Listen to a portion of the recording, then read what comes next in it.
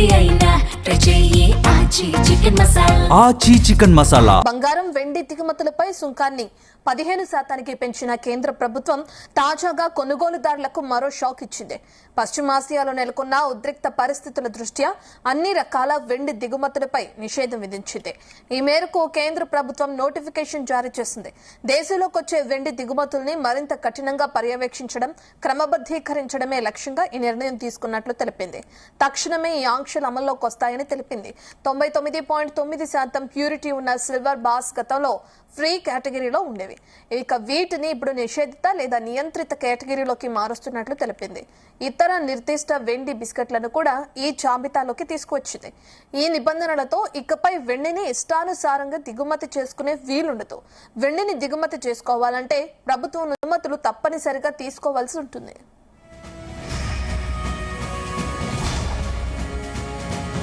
సంబంధించి మనతో మాట్లాడడానికి సీనియర్ స్టాక్ మార్కెట్ అనలిస్ట్ జీవి సత్యనారాయణ గారు అందుబాటులో ఉన్నారు. సత్యనారాయణ గారు, గుడ్ మార్నింగ్ అండి. గుడ్ ఆఫ్టర్నూన్ రత్న. గుడ్ ఆఫ్టర్నూన్ సత్యనారాయణ గారు. మనం చూస్తున్నాం, వెండి దిగుమతి చేసుకోవాలంటే ఖచ్చితంగా ఆ ప్రభుత్వం నుంచి ముందుగానే పర్మిషన్ తీసుకోవాలని చెప్తున్నారు. దీనివల్ల ఎటువంటి అవకతవకలు జరిగే అవకాశం ఉంటుంది అనుకోవచ్చు. అంటే ఇప్పుడు మన భారతదేశంలో వెండి బంగారాన్ని ఏ విధంగా కొనుగోలు చేస్తారో బాగా తెలిసిన విషయమే. ఇప్పుడు వెండికి విధించిన ఆంక్షల్ని ఎలా చూడొచ్చు అంటారు? ఓకే, మనము ఎప్పుడైతే మోడీ గారు ఒక సూచన చేయడం జరిగిందో బంగారాన్ని 1 సంవత్సరం పాటు కొనొద్దు అని, తర్వాత ఏం జరిగింది, సుంకాన్ని పెంచడం జరిగింది. అది మొన్న 6% నుంచి 15% జరిగింది. మళ్ళీ 15% కాదు, మళ్ళీ 3% జిఎస్టీ కూడా పే చేయాలి మనం. 18% అవుతుంది మొత్తం. అందుకని రేట్లు పెరగటం జరిగింది. మళ్ళీ కానీ ఈ రేట్లు పెరిగినా ఇంటర్నేషనల్ మార్కెట్ తోటే రిలేషన్ ఉంటుంది. ఇంటర్నేషనల్ మార్కెట్ లో పెరిగితేనే మన దగ్గర పెరగడం జరుగుతుంది, మళ్ళీ తగ్గడం కూడా జరిగిపోయింది. అయితే ఇప్పుడు మనం చూడవలసింది ఏంటిదంటే, అఫీషియల్ గా ఆథరైజ్డ్ అంటే విత్ బిల్ తోటి జిఎస్టీ తోటి తీసుకునేటట్లుంటే 18%. అయితే ఇప్పుడు చాలా వరకు వేరే అంటే అన్ఆథరైజ్డ్ అంటే ఏంటి అంటే బిల్ లేకుండా ఎక్కువ డీలింగ్స్ జరిగే అవకాశాలు ఉంటాయి. ఇక తర్వాత ఏదైతే గోల్డ్ జ్యువెలరీ షాప్స్ ఏవైతే ఉన్నాయో వాళ్ళు కొంచెం అంటే తక్కువకి ఇవ్వాలి అని అంటే మన వాళ్ళు ఇక నమ్మకంతో మాకు బిల్ తో పని లేదులే అని అంటే అప్పుడు మళ్ళీ ఈ తగ్గింపు తోటి అనమాట. అంటే జనరల్ గా జనాలందరికీ ఏముంటది అంటే, అబ్బో 18% దీనికే పోతుంది కదా, అందుకని మనకి అంత మిగిలినట్టే కదా అని అనుకుంటారు. అక్కడ ఏమవుతుందంటే అందరూ కాదు, కొద్దిమంది జ్యువెలరీ షాప్స్ వాళ్ళు ఏంటంటే ప్యూరిటీని తక్కువ ఇవ్వటం, లేకపోతే రేట్ తక్కువ ఇచ్చేసి హ్యాండ్ బిల్ ఇవ్వటం, అంటే ఏదో కొటేషన్ మాదిరి ఎస్టిమేషన్ మాదిరి రాసి ఇవ్వటం, ఇవన్నీ జరిగే అవకాశాలు ఉంటాయి అన్నమాట. కాబట్టి ఇప్పుడు మీరు అన్నట్టుగా ఏంటంటే మొన్న గోల్డ్ మీద ఒకటి ఆంక్షలు విధించడం జరిగింది. మళ్ళీ ఒక 3-4 రోజుల్లో మళ్ళీ ఇప్పుడు సిల్వర్ మీద కూడా ఆంక్షలు విధించడం జరిగింది. అయితే ఇవన్నీ కూడా రాబోయే రోజుల్లో మరి అంటే కొనుగోలు తగ్గించాలనేదే గవర్నమెంట్ యొక్క ఉద్దేశం. ఆ కొనుగోలు తగ్గించడం కోసం ఏ విధంగా సుంకాలు పెంచడం, ట్యాక్సులు పెంచడం, అయితే కొనుగోలు అంటే అవసరం అయితేనే కొనుక్కోవాలి అన్నట్టుగా అనమాట. అంటే జనరల్ గా ఫిజికల్ గోల్డ్ ని అవాయిడ్ చేయడం కోసం, అంటే ఫిజికల్ గోల్డ్ అంటే ఏంటి, బార్లు అనుకోండి, గోల్డ్ కాయిన్స్ అనుకోండి, ఫిజికల్ గా ఏవైతే గోల్డ్ కు సంబంధించిన ఆర్నమెంట్స్ అనుకోండి, అవన్నీ కొనుగోలు తగ్గించాలని. ఎవరైతే అట్లని కొనుక్కోవద్దు అనేది ఏం లేదు, డిజిటల్లో కొనుక్కోవచ్చు, ఈటీఎఫ్లు కొనుక్కోవచ్చు, అవి ఓకే. ఎందుకంటే వాటికి జిఎస్టీలు ఉండవు, తర్వాత ట్యాక్స్లు ఉండవు, మేకింగ్ వేస్టేజ్లు ఉండవు. కాబట్టి ఎంకరేజ్ చేయడం కోసం అదొకటి. రెండోది ఏంటి, విదేశీ మారక ద్రవ్యం మెయిన్ మనకి ఈ ఎప్పుడైతే ఈ మన బ్రెంట్ ఆయిల్ ముడి చమురు ఏదైతే ధర పెరగడం తోటి మనకి ముడి చమురు దిగుమతి తోటి విదేశీ మారక ద్రవ్యం ఎక్కువ ఖర్చు అవుతుంది. కాబట్టి దానితోటి ఇప్పుడు ప్రతిసారి ఇట్లా ఆంక్షలు విధించటం, అంటే ట్యాక్సులు, సుంకాలు, టారిఫ్లు మాదిరి, అంటే దిగుమతి సుంకం పెంచేసారు అనుకోండి, ఆటోమేటిక్ గా కొనుగోలు తగ్గిస్తారు అనేది వాళ్ళ యొక్క ఉద్దేశం. ఎంతో కొద్దిమంది మారినారు ఆల్రెడీ, మారే ఆలోచన కూడా వస్తుంది అనేది వాళ్ళ ఉద్దేశం. మారుతారు కూడా, ఎందుకంటే ఇప్పుడు ఇవాళ నుంచి నిన్న నుంచి అమావాస్య రావటం జరిగింది. మనకైతే 3 నెలలు ఉంటుంది కాబట్టి ఒక సెంటిమెంట్ ఉంటుంది, ఎక్కువ బంగారం మీద అబ్జర్వ్ చేస్తారు తప్ప కొనుక్కోవటానికి తక్కువ ధర ఉంటుందని అనుకుంటారు. కానీ ఆ తక్కువ ధర అనేది మనకు సంబంధం లేదు. ఇంటర్నేషనల్ మార్కెట్ లో తగ్గితే మన దగ్గర తగ్గుద్ది, ఇంటర్నేషనల్ మార్కెట్ లో పెరిగితే మన దగ్గర పెరుగుతుంది, అంతే తప్ప ఈ వెండి ఇప్పుడు గోల్డ్ సిల్వర్ వెండి మీద అంటే అంతకుముందే గోల్డ్, సిల్వర్, ప్లాటినం మీద సుంకాలు, టారిఫ్లు ఏదైతే దిగుమతి సుంకం 15% వేసారు. 15% కాదు, మళ్ళీ 3% జిఎస్టీ కూడా ఉంటుంది ఎప్పుడైతే కొంటాం. అంటే 18%. అంటే జిఎస్టీ అంతకుముందు కూడా ఉంది, సో ఓకే అనుకోవచ్చు. అంతకుముందు ఉన్నది ఏదైతే 6% ఉంది కాబట్టి అది ఓకే. ఇంకా ఎక్స్ట్రా 9% అన్నమాట. అది మనం గమనించాలి. ఈ 9% అన్నా మరి చాలా తేడా వస్తుంది. ఎవరైతే ఎంత కొనుక్కుంటే అంత వాళ్ళకి ఆ 9% అయినా పెద్ద మొత్తం తేడా వస్తుంది. కాకపోతే ఇప్పుడు అవాయిడ్ చేయాలనేది ముఖ్య ఉద్దేశం. లేదు పోస్ట్ పోన్ చేయటం ఒక 1 year వరకు, లేదు ఆల్టర్నేటివ్ ఇన్వెస్ట్మెంట్. ఇప్పుడు ఏంటంటే గోల్డ్, సిల్వర్ పెరుగుతుందని అనుకొని ఎవరైతే ఇన్వెస్ట్ చేద్దామని అనుకుంటారో వాళ్ళు డిజిటల్ లోకి వెళ్ళాలనేది అర్థం అన్నమాట. ఈటీఎఫ్లు అనుకోండి, ఎస్ఐపీలు అనుకోండి, ఏదైనా డిజిటల్లోనే ఉండాలి అప్పుడైతే అనేది గవర్నమెంట్ ఉద్దేశం అనమాట. డిజిటల్లో జరిగినప్పుడు ఏంటంటే గవర్నమెంట్ కి దిగుమతి సుంకాలు, విదేశీ మారక ద్రవ్యం పెద్ద ఖర్చు అయ్యేది ఉండదు కాబట్టి దాన్ని ఎంకరేజ్ చేయటం. ఇక ఇన్వెస్ట్మెంట్ చేసే వాళ్ళకి ప్రాఫిట్ అంటే ధర పెరిగింది అనుకోండి మార్కెట్ లో, ఆటోమేటిక్ గా మనం ఈ డిజిటల్ గోల్డ్ కూడా, ఈటీఎఫ్ గోల్డ్ కూడా అమ్ముకోవచ్చు. అమ్ముకుంటే విత్ ఇన్ మళ్ళీ 1 day లోనే మనకి పేఅవుట్ అంటే బ్యాంక్ వెళ్ళిపోతుంది. మన అమ్మినటువంటి అమౌంట్ ఏదైతే ఉందో ఆ అమౌంట్ అంతా కూడా మన అకౌంట్ క్రియేట్ అయిపోద్ది. మనం కావాలనుకుంటే పేఅవుట్ పెట్టుకుంటే మన బ్యాంక్ కి విత్ ఇన్ 24 hours లో వచ్చేస్తుంది. అది ఇబ్బంది లేదు. అందుకని దాన్ని ఎంకరేజ్ చేయడం కోసం ఇది అనేది జనరల్ జరిగేటటువంటి. అంటే సత్యనారాయణ గారు, గోల్డ్ కూడా ఈ విధంగానే మార్పులు చెందే అవకాశం ఉంటుంది అనుకోవచ్చా? అంటే బంగారం దిగుమతుల విషయంలో కూడా కొత్త ఆంక్షలు అమల్లోకి వచ్చే అవకాశం ఉందా? ఒకవేళ వస్తే అప్పుడు వచ్చేసింది. ఇప్పుడు గోల్డ్ మొన్ననే వచ్చేసింది. ఇప్పుడు సిల్వర్ ఇవాళ నుంచి తక్షణం అమలు అనమాట. ఏదైనా అనగానే తక్షణం అమలు అంటారు. అంతే తప్ప పోస్ట్ పోన్ చేస్తే అప్పటికల్లా వీళ్ళంతా జమ చేసి పెట్టుకోవటాలు, లేకపోతే ఇంకే ఆల్టర్నేటివ్ సొల్యూషన్స్ ఉంటాయి. అందుకని ఇమీడియట్ తక్షణం అమలు ఇప్పుడు అమల్లోకి వచ్చేసింది. మొన్న ఒక 3 days back silver gold announce చేసారు. 100 kg వరకే దిగుమతి అనేది ఆంక్షలు ఉండే. ఇప్పుడు సిల్వర్ మీద కూడా ఆంక్షలు విధించడం జరిగింది.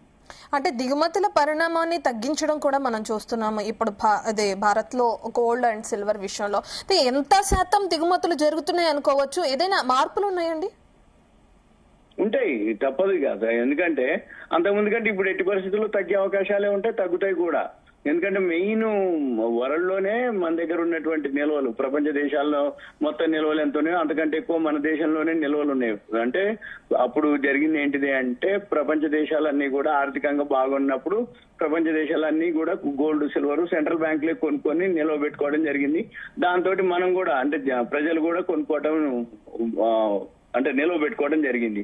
అయితే ఎప్పుడైతే మన వాళ్ళంతా కొన్ని నిల్వ పెట్టుకోరో ఒక్కసారిగా ట్రంప్ వచ్చిన తర్వాత మారిపోయింది. సుంకాలు, టారిఫ్లని, ఎగుమతులు ఆగిపోవటం. తర్వాత ఇప్పుడు మెయిన్ వీటన్నిటికంటే కూడా ట్రంప్ వచ్చిన తర్వాత మళ్ళీ ఈ మధ్య కాలంలో February 28 ఎప్పుడైతే ఇరాన్ మీద యుద్ధం మొదలు పెట్టిండో అప్పుడు ప్రతి దేశపు కరెన్సీ ఆల్ టైమ్ లోకి పోవటం, దాంతో విదేశీ మారక ద్రవ్యం మనం ఏం చేయాలన్నా విదేశీ మారక ద్రవ్యం కావాలి.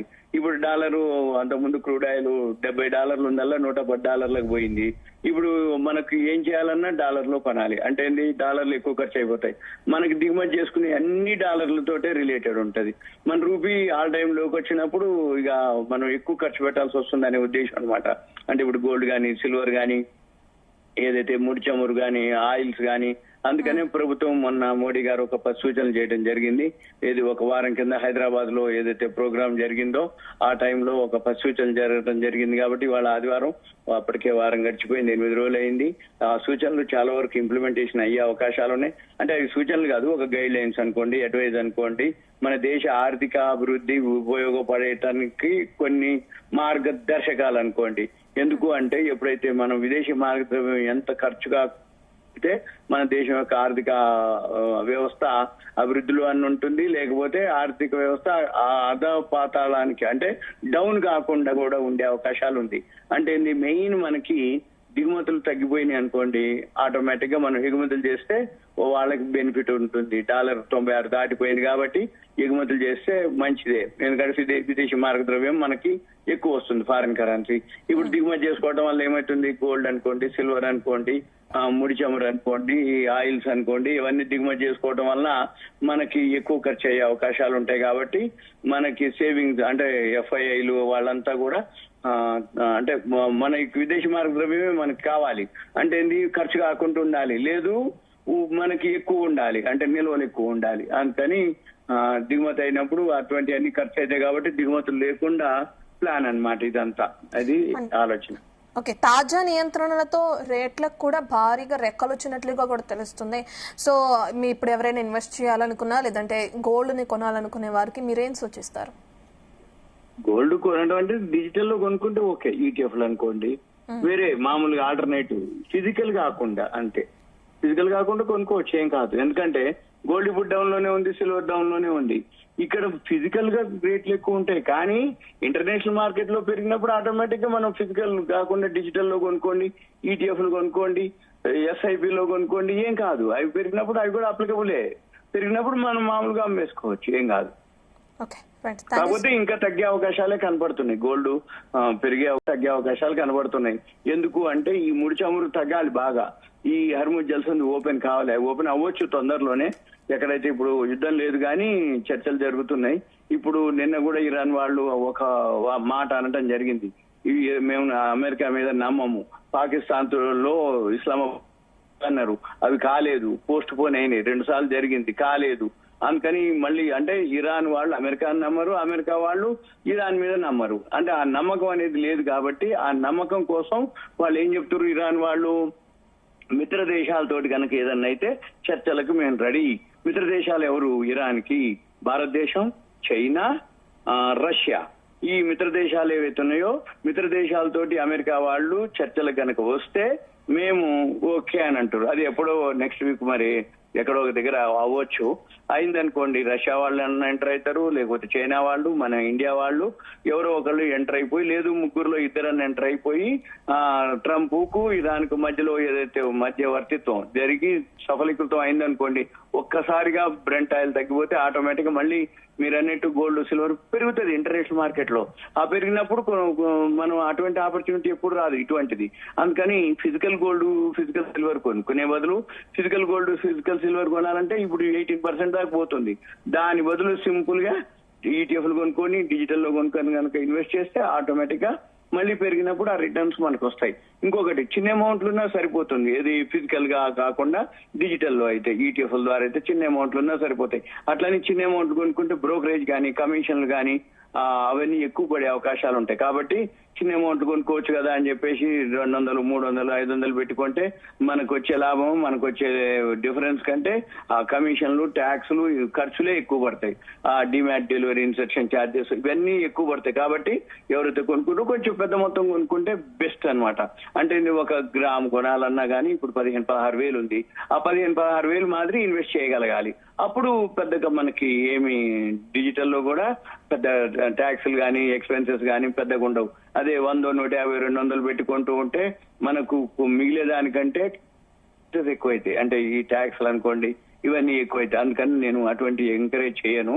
ఎక్కువ శాతం ఏమన్నా ఉంటే మినిమం 10,000, 15,000 ఒకటేసారి కొనుక్కోదలుచుకుంటే ఓకే. లేదు అనుకుంటే ఎంసెక్స్ లో, మల్టీ కమోడిటీస్ ఎక్స్చేంజ్ లో మార్జిన్ ఉంటుంది.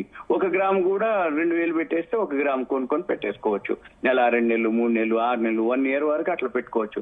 ఎంత 2,000 ఉంటే చాలు. 2,000 పెట్టి 15,000 పెట్టుబడి పెట్టకుండా 1 గ్రామ్ కొనుక్కోవాలి. కాకపోతే 2 ఉంటుంది. పెరిగితే నీకు ఎంతైతే అప్లికబులో, తగ్గితే కూడా నీకు లాస్ కూడా పే చేయాలి. ఇప్పుడు 15,000 పెట్టి ఉంటుంది, 2,000 కడితే చాలు 1 గ్రామ్ వస్తుంది. సపోజ్ 16,000 అయింది, 1,000 వస్తుంది, 2,000కే 1,000 వస్తుంది.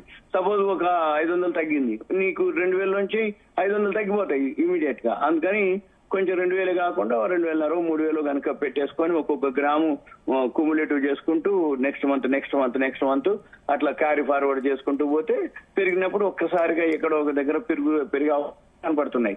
ఎప్పుడు పెరుగుతాయి? ఈ చర్చలు అవ్వాలి, ఇరాన్ అమెరికా యుద్ధం ఆగాలి, హర్ముజ్ జల్సంద్ ఓపెన్ చేయాలి, ఈ ముడి చమురు ఏదైతే బ్రెంట్ ఆయిల్ ఉందో అది తగ్గాలి బాగా. అప్పుడు గోల్డ్ సిల్వర్ పెరుగుతుంది. అప్పటిదాకా న్యూట్రలే ఉంటుంది, ఇలానే ఉంటుంది. రోజు మనం ఏదో ఒక న్యూస్ తోటి ఈ గోల్డ్ సిల్వర్ కొననియకుండా ఇట్లాంటి సూచనలు జరుగుతాయి. అంటే ప్రభుత్వాలు అనుకోండి, ఇక ఎవరు చెప్పినా గానీ ఇప్పుడు అంటే కొనుగోలు చేయొద్దు అంటారు, కానీ వాల్యూ అయితే ఉంది. ఇప్పుడైతే రైట్ టైమే ఏది గోల్డ్ సిల్వర్. కానీ ఫిజికల్ కాదు, డిజిటల్ లో ఈటీఎఫ్ ద్వారా కొనుక్కోవచ్చు, ఎంసెక్స్ లో కొనుక్కోవచ్చు. 2,000 పెడితే చాలు, 1 గ్రామ్ కొనుక్కోవచ్చు. అట్లని 2,000 కాదు, ఒక 2,500 3,000 పెట్టి 1 గ్రామ్ కొనుక్కోవాలి. ఒక 400-500 తగ్గినా 400-500 పెరిగినా గానీ మనకి టెన్షన్ ఉండకుండా ఉంటుంది. 15,000 పెట్టి ఈటీఎఫ్లు కొనుక్కునే బదులు, 15,000 పెట్టి డిజిటల్లో ఎస్ఐపీలు చేసే బదులు ఎంసీఎక్స్ లో నువ్వు కొనుక్కోదలుచుకున్నప్పుడు 2,000 మార్జిన్ కట్టి కొనుక్కోవటం అనేది ఉత్తమం అనేది నా అభిప్రాయం, నా సూచన. ఓకే, థ్యాంక్ యూ సత్యనారాయణ గారు.